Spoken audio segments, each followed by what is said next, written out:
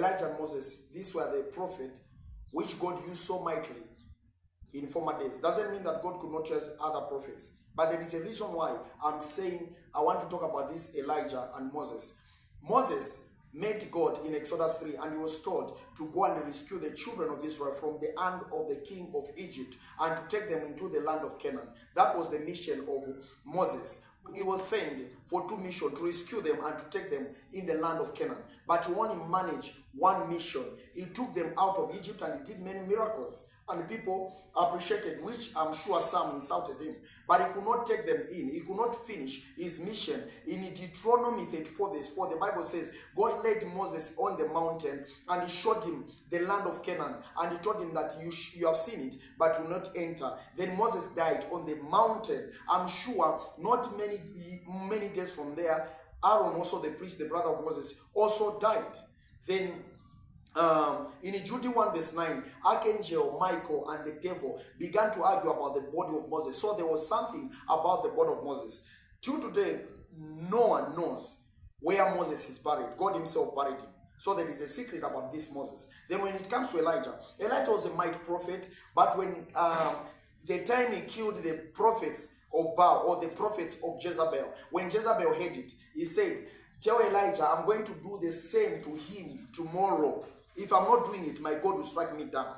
Then when Elijah heard it, being a prophet, he developed fear. Then he began to tell God, why do you use me? Why this and that, this and that? Then Elijah, God sent he sent the chariot of fire and they took Elijah. So both of them, they could not finish their mission. So now, before Moses died, there is a reason why I want to talk about these two people. Before Moses died, he said, a prophet like me shall come, and anyone who believes in that prophet shall not die, but will have everlasting. So, whom was Moses referring to? Moses was referring to Jesus. So when it comes to the New Testament, John the Baptist, the Bible says, Malachi said, Malachi, Isaiah, and other prophet, they prophesied about this John the Baptist. They said, the voice that is crying in the wilderness, prepare the way for the Lord. So, in the New Testament, Elijah came in form of John the Baptist, and he came to finish his mission. I'm sure in the Old Testament, Elijah was afraid of Jezebel, but in the New Testament, John the Baptist, who came in form of Elijah, was not afraid of the Elod's wife, who had to cut off his head. He was not afraid of that. But when it comes again to Moses, who could not finish the mission in the Old Testament, he finished the mission on the cross. So Jesus came in form of Moses. I'm not saying Jesus is Moses, no. I'm not saying Jesus was Moses, but he came to finish, because Moses said, a prophet like me. So Jesus was like Moses. That's the reason why he could even back up what Moses wrote, because there used to be a time that people followed him and said, he said, have you come to... Sorry, he told the people that I've not come to abolish the law, but I've come to fulfill what the prophet wrote.